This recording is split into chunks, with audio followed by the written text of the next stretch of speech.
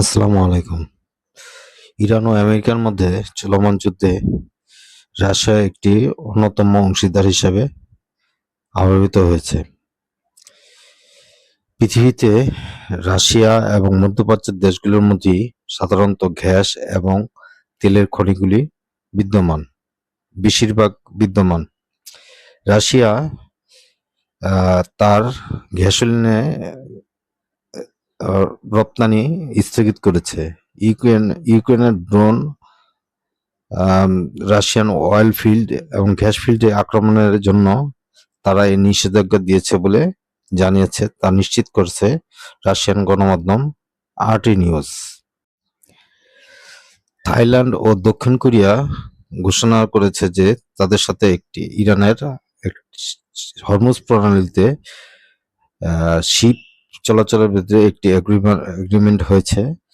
এখন থেকে তারা চীনের ইয়ান মুদ্রার মাধ্যমে তাদের অয়েল ট্যাঙ্কার জাহাজ পরিচালনা করতে পারবে।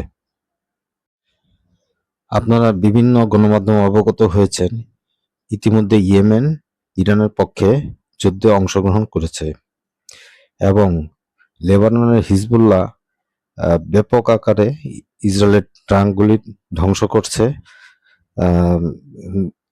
এবং অনেক হতাহতের খবর পাওয়া যাচ্ছে।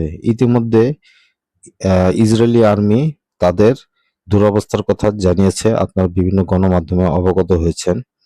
আরেকটি খবর না দিলেই না, ইরান কুয়েতের কাছে 6টি আমেরিকান এলসিইউ জাহাজ ধ্বংস করেছে, অর্থাৎ যা দিয়ে পানি এবং স্থলে চলাচল করতে পারে, উভচর জাহাজ যেটাকে বলা হয়।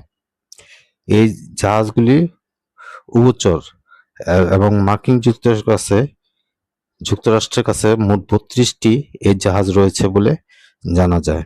এই ছিল আজকের গুরুত্বপূর্ণ খবর।